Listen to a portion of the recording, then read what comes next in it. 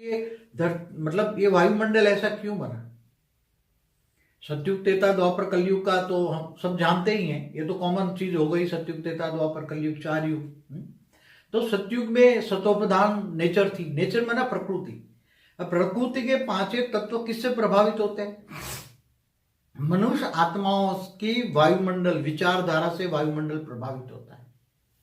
पांचों तत्व मनुष्य, धरती पर जो मनुष्य है सतयुग में सतोप्रधान थे, पॉजिटिव सोच थी, इसलिए नेचर माना, मनुष्य की नेचर माना स्वभाव संस्कार सतोप्रधान था।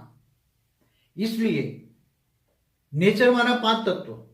जैसे मनुष्यों की नेचर है वैसे नेचर माना प्रकृति माना 5 तत्व बनता है। इसकी इफेक्ट मनुष्यों की सोच की इफेक्ट, आज मनुष्यों की धीरे धीरे सतयुग त्रेता द्वापर और कलयुग में आज नेगेटिव सोच हो गई। धीरे धीरे आत्मा भी जन्म मरण के चक्र में आते आते आत्मा में अनेक जन्मों का रिकॉर्ड पड़ा हुआ है और आत्मा पर अनेक जन्मों का चारों ओर घेरा पड़ा हुआ है।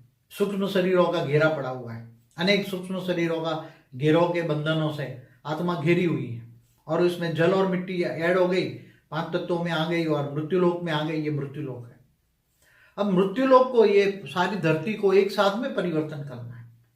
इसलिए हमेशा मैं सभी आत्माओं को कहता हूं कि बेहद की सोच रखो, हद की सोच ना रखो, सभी के लिए अच्छा सोचो। सारे जो भी सोचो मन में अपने परिवार के लिए जो सोचते हो कि मेरा परिवार का कल्याण हो, इसकी बजाय परिवार से आगे बढ़ो और बेहद के विश्व के लिए बेहद की सोच रखो कि बेहद के विश्व का परिवर्तन हो, बेहद का विश्व का कल्याण हो, बेहद का विश्व का सभी आत्माओं का कल्याण हो बेहद के विश्व में। अब बेहद का विश्व कितना बड़ा है वो थोड़ा आपको जानना पड़ेगा। जैसे साइंस की भाषा में कहते हैं सोलर सिस्टम, गैलेक्सी, एक गैलेक्सी में अरबों सोलर सिस्टम है और अरबों गैलेक्सी है, अरबों खरबों गैलेक्सी एक यूनिवर्स में, ऐसे ग्रेट ग्रेट पैरेलल यूनिवर्स भी है और एक मल्टीवर्स में।